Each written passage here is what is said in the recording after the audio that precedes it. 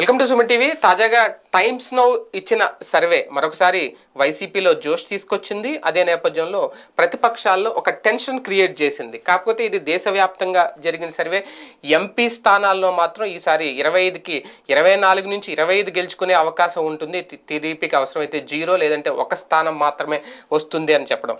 ఒక రకంగా vote bank Jaganmohan Reddy గారికి రోజు రోజుకి పెరుగుతుందని అనుకోవాలా, లేదంటే ప్రస్తుత పరిణామాల నేపథ్యంలో చంద్రబాబు నాయుడు గారు జైలుకి వెళ్ళొచ్చినా సరే ఏమాత్రం సింపతి ఓటింగ్ కానీ, లేదంటే రెండు పార్టీలు కలుస్తున్నాయి, అవసరమైతే మూడో పార్టీ కూడా కలవబోతుందన్నా సరే పార్లమెంటు స్థానాల్లో వాళ్ళు పుంజుకోలేకపోతున్నారా? ఇది అంశం మీద చర్చించే ప్రయత్నం చేద్దాం. ప్రస్తుతం మనతో ఉన్నారు పురుషోత్తం రెడ్డి గారు, పొలిటికల్ అనలిస్ట్. పురుషోత్తం రెడ్డి గారు నమస్తే అండి. నమస్తే శేఖర్ గారు. సార్, ఎలా చూడాలి టైమ్స్ నో సర్వే? ఇప్పటికే వరుసగా ఒక 4 సార్లు అయితే చేసింది టైమ్స్ నో, ఇప్పటికప్పుడు సర్వే ఫలితాలు ఇస్తానే ఉంది. స్టిల్ నౌ రైట్ నౌ ఇప్పటికప్పుడు ఎన్నికలు జరిగితే ఖచ్చితంగా ఆంధ్రప్రదేశ్లో జగన్మోహన్ రెడ్డి గారికి 24 నుంచి 25 పార్లమెంటు స్థానాలు వస్తాయి అని అనుకోవడం అంటే ప్రతిపక్షం బలహీనమైపోతుందా, లేదంటే వైసీపీ పుంజుకునే అవకాశాలు ఎక్కువ కనిపిస్తోందా? అంటే మన రాష్ట్రంలో 25కి 25 వస్తుందా, 24 వస్తుందా, 20 వస్తుందా అనే అంశం ఎలా ఉన్నా ఎక్కువ మొత్తంలో వాళ్ళు వైపు మొగ్గుగా ఉన్నట్టుగా సర్వే ఫలితాలు బట్టి మనకు అర్థం అవుతుంది. అయితే నా అంచనా ప్రకారం సర్వే ఎలా ఉన్నాయి, ఇప్పుడు యాజిటీజ్ గా ప్రజల్లోకి వెళ్తే కరెక్ట్ పిక్చర్ రాదు. ఎందుకంటే ఎన్నికలు లేనప్పుడు ప్రజలు స్పందించరు, ఎన్నికలప్పుడే సరిగ్గా చెప్పరు. అయితే ఇక్కడ నాకు అనిపిస్తుంది ఏంటంటే ఎంపీ ఎలక్షన్ కి ఎమ్మెల్యే ఎలక్షన్ తేడా ఉంటుంది. గత ఎన్నికల్లో 67 సీట్ల దాకా వైఎస్ఆర్ కాంగ్రెస్ పార్టీకి వచ్చింది. వైఎస్ఆర్ కాంగ్రెస్ పార్టీకి తెలుగుదేశానికి మధ్య ఉన్న ఓటింగ్ తేడా కూడా 2014లో 1.5% తేడా మాత్రమే ఉంది. అయినప్పుడు కూడా ఎంపీలో ఎంత తేడా ఉంది? భారీ తేడా ఉంది. వీళ్ళకి 5-6 వస్తే వాళ్ళకి మిగతా 17 దాకా వచ్చేసినాయి. అంటే అర్థం ఏమిటంటే ఎంపీ ఎలక్షన్ కి ఎమ్మెల్యే ఎలక్షన్ మధ్య చాలా తీవ్రమైన వ్యత్యాసం ఉంటుంది. ఎందుకంటే ఒక ఎంపీకి 7 అసెంబ్లీ సెగ్మెంట్లు ఉంటే 4 మనం ఒకరు గెలిచి 3 ప్రత్యర్థి గెలిచినా కూడా 4 గెలిచి గెలిచిపోతారు. లేదా ఒక దాంట్లో మెజారిటీ ఎక్కువ వచ్చినా కూడా మిగతా చోట్ల మన కుప్పం ఉంది, ఎక్కువ మెజారిటీ ఎమ్మెల్యేలు గెలిచినా కుప్ప మెజారిటీతో చిత్తూరు ఎంపీ ఎప్పుడు తెలుగుదేశం గెలుస్తూ ఉండేది గతంలో. ఇట్లాంటి ఒక ప్రత్యేకత ఎంపీ ఎలక్షన్ లో ఉంటుంది. అంటే ఎట్లుంటుందంటే ఈ 25కి 25 అంటే 175కి 175 అనుకుంటాం ఆటోమేటిక్ ఎమ్మెల్యేలు. ఒక 60-70 వచ్చినా కూడా ఇట్లాంటి లెక్కలు మారినాయంటే ప్రతిపక్షానికి 60-70 సీట్లు వచ్చినా కూడా 25కి 25 ఇంకో పార్టీ గెలవడానికి కూడా అవకాశం ఉంటుంది ఎంపీ ఎలక్షన్ మనం ప్రత్యేకంగా చూసినప్పుడు. నేను అనుకుంటుంది శేఖర్ గారు, బేసిక్ గా రాష్ట్రాన్ని 3గా విడగొడితే, 3 అంశాలుగా విడగొడితే, ఒకటి urban areas, semi urban areas, rural areas. ఈ మూడింటిని చూసినప్పుడు నా అబ్జర్వేషన్ ప్రకారం రూరల్ ఏరియాలో జగన్మోహన్ రెడ్డి గారికి కన్సాలిడేట్ ఓటింగ్ అయితే కనిపిస్తా ఉంది, ఒక పాజిటివ్ ఓటింగ్ అయితే కనిపిస్తా ఉంది. దానికి కారణం గ్రామ సచివాలయాలు, ఇళ్ల పట్టాలు, ఎంపిక అమలు చేసే పద్ధతిలో చాలా గట్టిగా పేద ప్రజల్లో ఆత్మగౌరవంతో ఉన్నారు. ఆత్మగౌరవం పదం ఎందుకు వాడుతున్నానంటే ఎవరు అధికారంలో ఉంటే వాళ్ళ చుట్టూ తిరగాల్సిన పరిస్థితి నుంచి ప్రభుత్వ యంత్రాంగం వాళ్ళ చుట్టూ, పేదల చుట్టూ తిరిగి మీకు ఇది వస్తా ఉందని చెప్పే వాతావరణం కొత్తది. కాబట్టి పేదల్లో అది మనకు కనిపిస్తా ఉంది. అన్ని అర్బన్ లో కూడా ఆ పేదల్లో కనిపిస్తా ఉంది. కానీ సెమీ అర్బన్ లో 2 ఉన్నాయి. అంటే అర్బన్ ఉంది, సెమీ అర్బన్ లో రూరల్ బ్యాక్గ్రౌండ్ ఉంటుంది. అర్బన్ ఏరియాలోకి వచ్చేసరికి ఇదే ఉల్టాగా కనిపిస్తా ఉంది. ఏది ఏ గ్రామ సచివాలయాలు, ఏ సంక్షేమ పథకాలు జగన్కి అసట్టుగా ఉన్నాయో మొత్తం ఈ దగ్గర ఇదే చేస్తున్నాడు, ఇంకేమి చేయట్లేదనే మెసేజ్ మాత్రం వెళ్ళింది. దాంతోపాటు ఉద్యోగులు అన్న అసంతృప్తి, ఇవన్నీ కారణంగా అర్బన్ ఏరియాలో కన్సాలిడేట్ గా అపోజిషన్ వైపు మొగ్గు చూపిస్తా ఉంది. అది మనకు ఎమ్మెల్సీ ఎన్నికల్లో కూడా రుజువైంది. కాబట్టి అర్బన్ ఏరియాలో వాళ్ళు మొగ్గున్నారు, గ్రామీణ వాతావరణం. కానీ గ్రామీణ వాతావరణం ఎప్పుడు ఓటింగ్ అప్పర్ హ్యాండ్ లో ఉంటుంది, ఓటింగ్ విరిగా పాల్గొంటుంది. జగన్మోహన్ రెడ్డికి ఉన్న అడ్వాంటేజ్ ఏంటంటే తనకున్నటువంటి ఓటింగ్ బాగా విరిగా వచ్చే ఓటింగ్ లో పాడు. తనకు అపోజిషన్ గా ఉన్న ఓటింగ్, కొంత ఓటింగ్ లో అసంతృప్తి ఉంటుంది కానీ ఓటింగ్ సరిగ్గా రారు. ఇది జగన్ అంటే ఎంపీ ఎలక్షన్ వచ్చేసరికి ఏమవుతుంది, ఇంతకుముందు చెప్పినట్టు ఒక 2-3 సీట్లు అటు ఇటుగా అర్బన్ సీట్లు వచ్చినా గ్రామీణ వాతావరణం మొగ్గు చూపింది అనుకోండి, ఉల్టా అయ్యే అవకాశం ఉంటుంది. అంటే ఇది జగన్ గారికి ఉన్న అడ్వాంటేజ్. ఒకటిసారి అర్బన్ ఓటింగ్ అనేది విద్యార్థులు, మేధావుల మీద డిసైడ్ అయి ఉంటుంది. అర్బన్ ఓటింగ్ ని రాజకీయ పార్టీలు పెద్దగా కౌంట్ చేసుకోవనేది కూడా ఎక్కువ రూరల్ నే కౌంట్ చేసుకుంటారని. ఎందుకంటే సంక్షేమం పథకాలు అందుకునే వాళ్ళు. ఒక రకంగా ఈ సంక్షేమం, ఈ రూరల్ ఓటింగ్ అర్బన్ ఓటింగ్ ని డామినేట్ చేస్తుందా? అందుకనే ఈ తరహా ఫలితాలు, ఈ సర్వేలు ఈ తరహా ఫలితాలు వస్తున్నాయి. లేదంటే అర్బన్ లో సర్వే సరిగ్గా జరగట్లేదని కూడా ఎందుకు అనుకోకూడదు? అట్టగా ఇప్పుడు తిరుపతి ఎంపీ ఎలక్షన్ మీరు గమనిస్తే తిరుపతి ఎంపీ 7 సీట్లు ఉన్నాయి.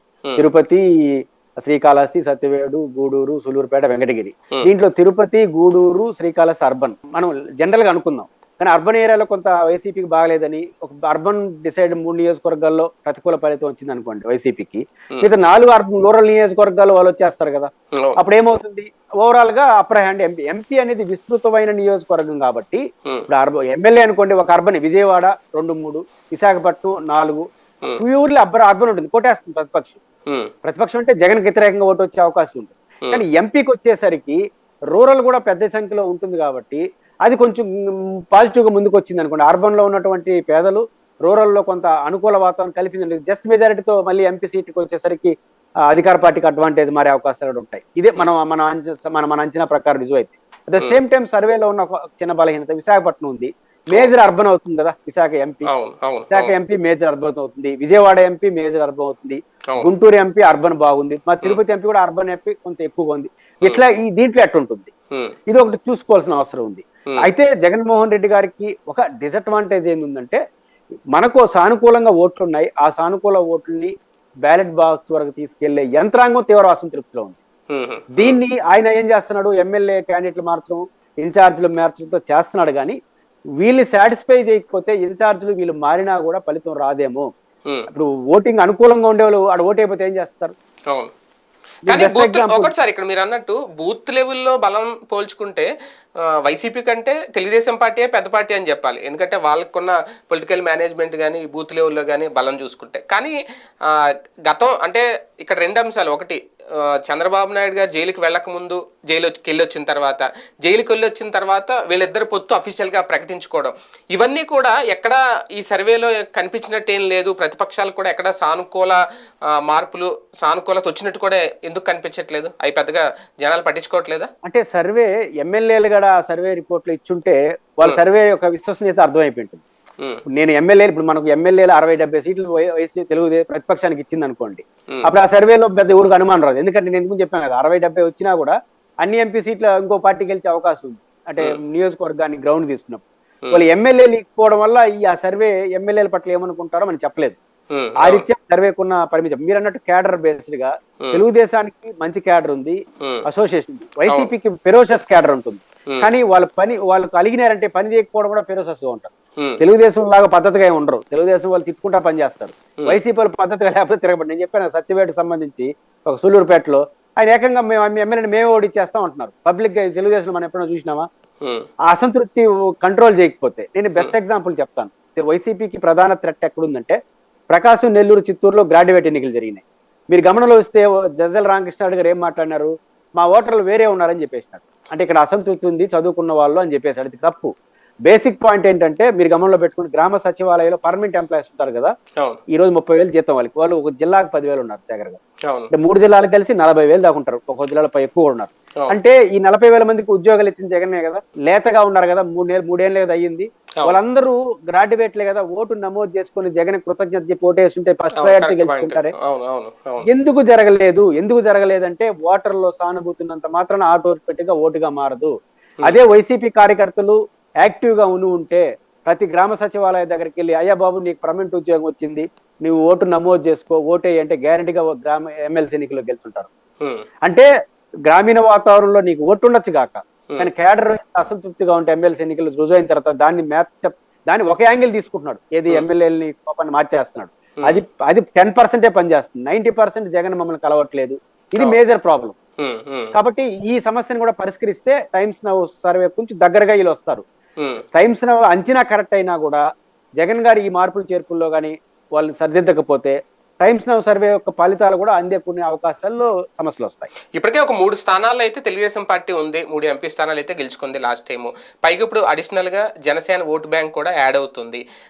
జనసేన ఎక్కడ ఎంపీ స్థానాల్లో తెలుగుదేశం పార్టీ మీద ప్రభావితం చూపించట్లేదా, కలిసి రావట్లేదు అనుకోవాలా? ఆ ఓట్ బ్యాంక్ కూడా ఖచ్చితంగా కలిసి వస్తుంది. అదే ఇప్పుడు మనకు తిరుపతి ఉంటుంది, లేదా విశాఖపట్నం ఉంటుంది. తిరుపతి అనుకోండి, తిరుపతి ఎమ్మెల్యే సీట్లు వాళ్ళు కలిసి వస్తుంది కదా. తిరుపతి ఎమ్మెల్యే సీట్ తెలుగుదేశం గెలిచింది అనుకుందాము, అంత మాత్రం తిరుపతి ఎంపీ గెలిచిపోవాలని రూల్ ఏం లేదు కదా. మీ గమనంలో ఉంటే తిరుపతి ఎంపీ తెలుగుదేశం పార్టీ అధికారంలో ఉన్నప్పుడు 2014 కానీ 2019 కానీ అన్ని చోట్ల 2014 తీసుకోండి, మెజారిటీ ఎమ్మెల్యేలు తెలుగుదేశం పార్టీ వాళ్ళు గెలిచినారు. మైనారిటీ వైసీపీ గెలిచిన ఎంపీ గెలిచిపోయారు వాళ్ళు. అంటే కొంచెం తేడా వస్తుంది. అంటే తిరుపతి ఎమ్మెల్యే తెలుగుదేశమే గెలిచింది. శ్రీకాళహస్తి ఎమ్మెల్యే గోపాలకృష్ణారెడ్డి గారు గెలిచారు మనం లెక్కలు తీసుకుంటే. అంటే ఒకటిసారి ఇక్కడ దేశవ్యాప్తంగా జరిగిన సర్వే కాబట్టి ఇది ఎంపీ స్థానాలకు సంబంధించి పర్టికులర్ గా మన ఆంధ్రప్రదేశ్ లో ఒక రకంగా దేశంలో చూసుకుంటే మోడీ గారికి ఆల్టర్నేటివ్ ఎవరు లేరు, రాహుల్ గాంధీని ఆల్టర్నేటివ్ గా చూడట్లేదు అని చెప్పి చాలా ఫలితాలు చెప్తున్నాయి. మన హిమాచల్ ప్రదేశ్, కర్ణాటక, తెలంగాణ మిగిలిస్తే ఎక్కడ కూడా కాంగ్రెస్ పార్టీకి పెద్దగా బలం లేదు అనేది. కానీ ఆంధ్రప్రదేశ్లో మాత్రం భారతీయ జనతా పార్టీ కనీసం పుంజుకోలేకపోవడం, ఈ ఎంపీ స్థానాలైనా ఈ సర్వేలో బీజేపీ ఇప్పుడు 2 స్థానాలు వస్తాయి, 3 స్థానాలు వస్తాయి అనేది కూడా ఒక లెక్క కూడా రాలేకపోవడం, అంటే జగన్మోహన్ రెడ్డి గారి డామినేషన్ అయినా బీజేపీ ఆంధ్రప్రదేశ్లో పుంజుకోవడం కష్టం అని అన్ని సర్వే చెప్తుందా? అంటే నిజానికి జాతీయ రాజకీయాల ప్రభావం చూసినప్పుడు జాతీయ పార్టీల పాత్ర ఉండాలి. అంటే తెలుగుదేశానికి వైసీపీకి పెద్ద అదృష్టం ఏంటంటే కాంగ్రెస్ పార్టీ పతనం అయిపోయింది. కాంగ్రెస్ పార్టీ ప్లేస్ లో జగన్ వచ్చేసినాడు. కాంగ్రెస్ ఒక జాతీయ పార్టీ ఏమి చేయలేదు ఆంధ్రప్రదేశ్ లో. రెండో పార్టీ బీజేపీ పట్ల మొదటి నుంచి వ్యతిరేకత, కాబట్టి వాళ్ళ మీద మరింత పెరిగింది. విభజన చట్టం, విభజన నేపథ్యంలో వాళ్ళు ఇచ్చిన వ్యవహార శైలి మారిపోయింది. కాబట్టి ఏ 2 జాతీయ పార్టీలు ప్రధానంగా ముందుకు వస్తాయో ఆ 2 పార్టీలు ఏపీలో క్రియాశీలకంగా లేవు. అది జగన్ గారికి చంద్రబాబు నాయుడు పెద్ద అడ్వాంటేజ్. వాళ్ళు కానీ క్రియాశీలకంగా ఉంటే, వాళ్ళు యాక్టివ్ ఉంటే మోడీ గారు మళ్ళీ కొట్టేస్తారు. ఎందుకంటే దేశవ్యాప్తంగా మోడీ గారికి 3 రాష్ట్రాల్లో గెలిస్తే అవుట్ ఆఫ్ 4 లో దాని ప్రభావం ఆటోమేటిక్ గా ఆంధ్రప్రదేశ్ మీద పడిపోతుంది. మీరు చూడండి, కర్ణాటక మీద కొంత పడుతుంది, తెలంగాణ మీద పడుతుంది. ఎందుకంటే తెలంగాణలో బీజేపీ వర్సెస్ కాంగ్రెస్, కానీ కాంగ్రెస్ ఇంకా గెలవదు, బీజేపీ గెలుస్తుంది అంటే దాని ప్రభావం పడుతుంది. కర్ణాటకలో కాంగ్రెస్ వర్సెస్ బీజేపీ, అంటే జాతీయ పార్టీల మధ్య గొడవ ఉన్న చోట బీజేపీ అప్పర్ హ్యాండ్ తీసుకుంది. కానీ ఇక్కడ జాతీయ పార్టీలు 2 0 కావడం వల్ల అసలు జాతీయ రాజకీయాల పాత్ర ఇక్కడ ఏమి ఉండదు. జగన్ గారు చంద్రబాబు గారుగా మారిపోయే అవకాశాలు ఉంటాయి. అందువల్ల బీజేపీ పాత్ర వెల్ఫేర్ సంక్షేమం ఎంతవరకు కీలక పాత్ర, ఎంతవరకు బీజేపీకి అదే మైనస్ అవుతుంది ఆంధ్రప్రదేశ్ లో? వాళ్ళేమో ఉచితాలకు వ్యతిరేకం, మోడీ గారే డైరెక్ట్ గా చెప్పిన సందర్భం. ఇక్కడ కంప్లీట్ గా ఆంధ్రప్రదేశ్ అంటే సంక్షేమం మీదే ఆధారపడి, సంక్షేమం అంటే జగన్, జగన్ అంటే సంక్షేమం లాగే ఈ 4.5 ఏళ్ల పరిపాలన అదేమన్నా మైనస్ అవుతుందా బీజేపీ పుంజుకోకపోవడానికి కారణం? అంటే బీజేపీ పుంజుకోకపోవడానికి జగన్మోహన్ రెడ్డి గారి పథకాలకి నాకు సంబంధం ఉంది అనుకోని. ఎందుకంటే బీజేపీ బేసిక్ గా 0% చుట్టూ తిరుగుతా ఉంది. అది పుంజుకోవాలంటే ఈ 2 పార్టీలు ఏదో ఒకటి వీక్ కావాలి. మన తెలంగాణలో బాగానే పుంజుకుంది కదా, గతంతో పోలిస్తే ఓటు శాతం పెరిగింది, సీట్లు పెరిగాయి. ఇప్పుడు అదే కదా, ఇప్పుడు తెలంగాణలో కూడా మీరు గమనంలో పెట్టుకుంటే 6 గ్యారెంటీల గురించి ఎక్కువ మాట్లాడుతున్నాం కదా.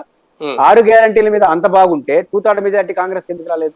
అధికారంలో ఉన్న బీఆర్ఎస్ ఏమో 2/3 మెజార్టీతో ఓడిపోయింది. గమనంలో అధికార పార్టీ 2/3 మెజార్టీతో ఓడిపోతుంది, గెలిచిన పార్టీకి 2/3 మెజార్టీ రాదు అంటే సంక్షేమ పథకాలు ఒకటే పనిచేయలేదని అర్థం. కాబట్టి అప్పుడు బీజేపీ సంక్షేమ పథకాలకు వ్యతిరేకమా అనుకూలం అనే దానికన్నా బేసిక్ గా బీజేపీ యొక్క మౌలికంగా ఆ పార్టీ యాక్టివ్ గా లేకపోవడమే కారణం. బీజేపీని విశ్వసించే పరిస్థితులు ఉండడం వల్ల ఈ సంక్షేమం అది ముందుకు రాదు. ఎప్పుడు ముందుకు వస్తుందంటే నువ్వు నేను తగాదా పడినప్పుడు. చంద్రబాబు గారు సంక్షేమం భయపడుతున్నాడు కదా, బీజేపీ భయపడదు, ఎందుకంటే 0 నుంచి స్టార్ట్ చేస్తారు.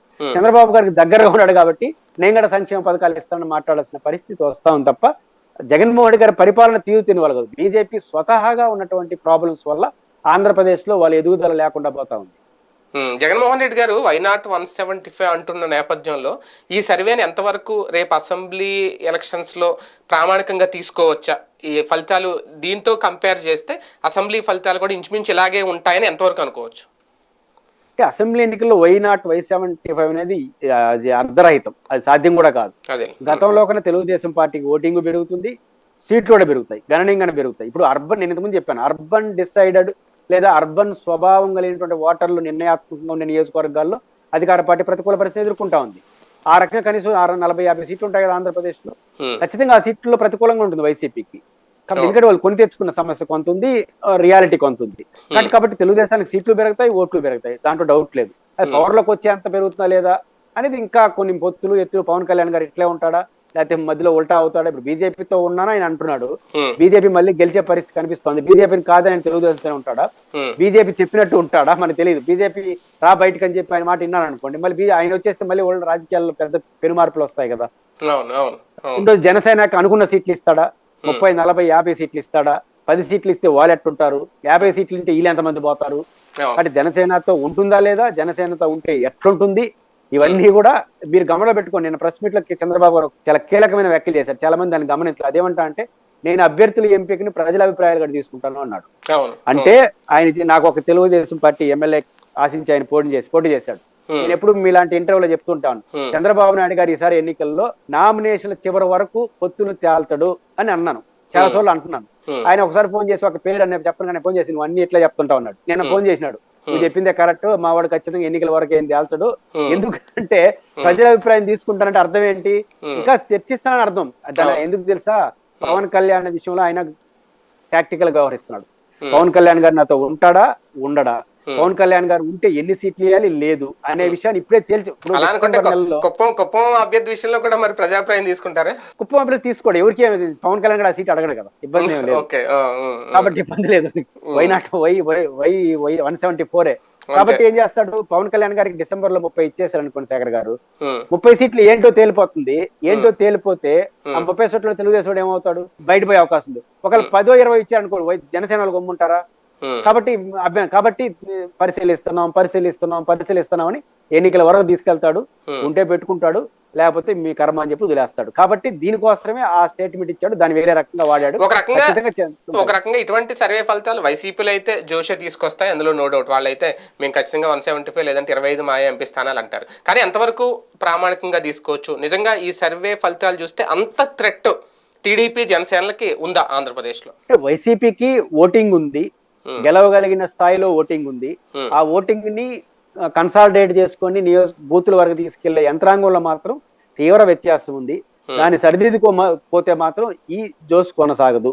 సరిదిద్దుకుంటే ఖచ్చితంగా బెటర్ ఫలితాలు, వాళ్ళు చెప్పినట్టు 25కి 25 అంత నేను చెప్పలేను, కానీ బెటర్ ఫలితాలు మాత్రం జగన్మోహన్ రెడ్డి గారికి ఉంటాయి. ఈ సరిదిద్దుకోకుండా కేవలం ఇన్ఛార్జీలు మార్చుకొని ఇట్లా చేసుకొని మాత్రం ఆ ఫలితాలు 10% ఉంటాయి. 90% మారంటే జగన్ గారు కార్యకర్తలు కోరుకున్నట్టుగా అభ్యర్థుల్ని మార్చాలి, జగన్ మారాలి. ఈ స్లోగన్ ఆయన అంగీకరించుకొని జిల్లాలో మకాం పెట్టి జిల్లాకు ఒక 2 రోజులు కూర్చొని కార్యకర్తలతో మాట్లాడితేనే ఈ మార్పులు చేర్పులు కరెక్ట్ గా జరుగుతాయి. అప్పుడు టైమ్స్ నౌ ఫలితానికి దగ్గరగా వెళ్తారు, లేకపోతే మాత్రం రివర్స్ అయ్యే పరిస్థితి కూడా వస్తుంది. Right, thank you sir, thank you very much Purushottam Reddy గారు, మీ విలువైన అభిప్రాయం తెలియజేసినందుకు. రైట్, చూద్దాం. మొత్తానికి టైమ్స్ నౌ సర్వే ఆధారంగానే రేపు ఫలితాలు ఉంటాయి. నిజంగా 24 నుంచి 25 ఎంపీ స్థానాల్లో వైసీపీ గెలుచుకుంటే మరి ఇంకా ప్రతిపక్షాల పరిస్థితి ఏంటి? ఒక రకంగా ఇది ఒక అలర్టా ప్రతిపక్షాలకి? కూటమి కడుతున్న టీడీపీ, జనసేన లేదంటే బీజేపీ కూడా కలిస్తే వీళ్ళ ముగ్గురికి ఒక అలర్ట్ ఇస్తుందా ఈ టైమ్స్ నౌ సర్వే? వాళ్ళ నిర్ణయాలు ఎలా ఉంటాయి మీదట వేచి చూద్దాం.